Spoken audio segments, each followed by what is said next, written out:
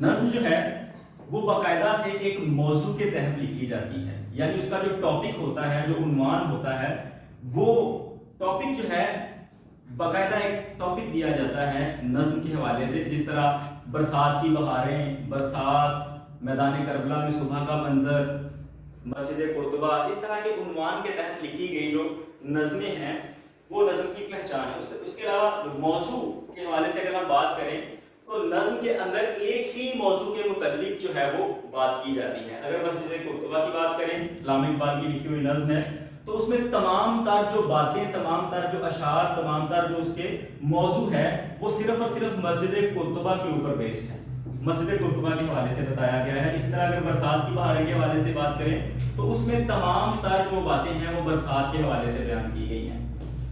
تیسری اور اہم بات نظم کے حوالے سے، قافیہ اور ردیف کی پابندی نظم کے اندر نہیں مانی جاتی۔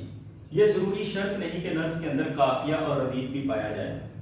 اگر ہم اس کی اقسام کے بارے میں بات کریں تو نظم میں ہم نے جو اقسام پڑھنی ہیں ان میں نظم ہے، مرثیہ ہے، قصیدہ ہے، مثنوی ہے، یہ ہم اصناف پڑھیں گے اپنے سلیبس میں۔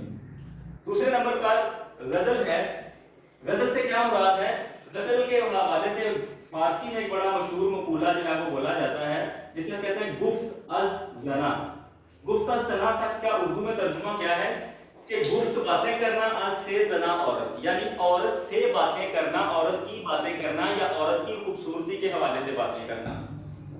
اگر ہم ٹاپک کے حوالے سے دیکھیں تو ہمیں سمجھ آئے گی کہ غزل ایک ایسی صنف سخن ہے، شاعری کی ایک ایسی قسم ہے جس کے اندر عورتوں کے حوالے سے باتیں کی جاتی ہیں، عورتوں کی خوبصورتی بیان کی جاتی ہے۔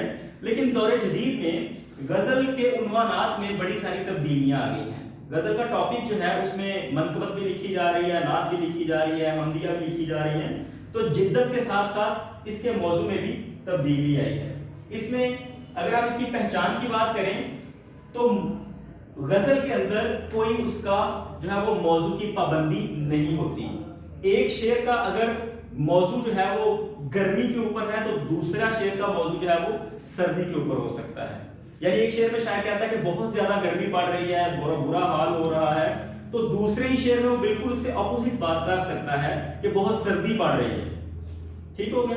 اس میں موضوع کی کوئی پابندی نہیں ہوتی، موضوع ہر شعر میں شاعر جو ہے وہ بدل سکتا ہے۔ دوسری اہم بات، غزل کا کوئی عنوان نہیں ہوتا۔ جس طرح نظم میں ہم نے ذکر کیا کہ نظم ہمیشہ سے باقاعدہ ایک عنوان کے تحت لکھی جاتی ہے، اسی طرح غزل کے اندر کوئی اس کا عنوان باقاعدہ نہیں ہوتا۔ تیسری اہم بات کہ قافیہ اور ردیف غزل کی بنیادی پہچان ہے۔ غزل جو ہے وہ ہمیشہ قافیہ اور ردیف کے تحت لکھی جاتی ہے۔ قافیہ اور ردیف اس کی بنیادی پہچان ہے جو دوسری اصناف سخن سے اسے ممتاز کرتی ہیں۔ اس کی اقسام کے حوالے سے اگر ہم بات کریں تو دو اقسام جو ہیں وہ غزل کی ہوتی ہیں، ایک ہوتی ہے مردف اور ایک ہوتی ہے غیر مردف۔ مردف وہ ہوتی ہے جس کے اندر ردیف پائی جائے، اور غیر مردف وہ یعنی ایسی غزلیں جنہیں ہم ردیف کے بغیر لکھ سکتے ہیں۔ تیسری اور اہم ہماری جو صنف سخن جو ہم اپنے انٹرمیڈیٹ کے سلیبس میں پڑھیں گے وہ ہے نثر۔ نثر سے کیا مراد ہے؟ نثر سے مراد اگر اردو کی ڈکشنری فیروز اللغات کی حوالے سے ہم بات کریں تو اس میں اس کے معنی ہے تتر بتر، بکھرا ہوا، منتشر، یعنی الفاظ کو جس طرح سے ہم نظم کے اندر مینیج کر کے لکھتے ہیں اس سے ہٹ کے سادہ اور سلیس زبان میں الفاظ کو بول دینا نثر کہلاتا ہے۔ یہ اس کا تعارف ہے۔ اقسام کے حوالے سے اگر ہم بات کریں تو نثر جو ہے وہ دو اقسام کی ہوتی ہے، ایک کو ہم کہتے ہیں افسانوی نثر اور دوسری ہے غیر افسانوی نثر۔ افسانوی نثر کیا ہے؟ ایسی نثر جس کے اندر کہانی کا عنصر پایا جائے وہ افسانوی نثر ہے۔ مثال کے طور پہ افسانہ، ناول، ڈرامہ، داستان، افسانچہ، ناولٹ، یہ ایسی اصناف ہیں، اصناف نثر ہیں جن کے اندر کہانی کا عنصر پایا جاتا ہے، اس لیے ہم انہیں اصناف نثر میں افسانوی نثر کہتے ہیں۔ اس کے برعکس دوسری اصناف جو ہیں جنہیں ہم غیر افسانوی نثر کہتے ہیں، اس میں کیا ہے کہ غیر افسانوی نثر میں مضمون، انشائیہ، خط، درخواست، مکالمہ۔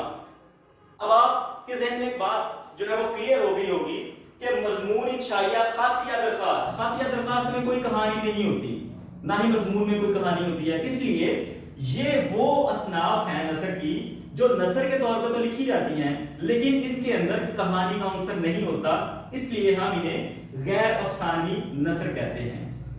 उम्मीद है कि नज़्म, गजल और नसर के हवाले से आपको जो है वो बेहतर मालूमात आ गई होंगी।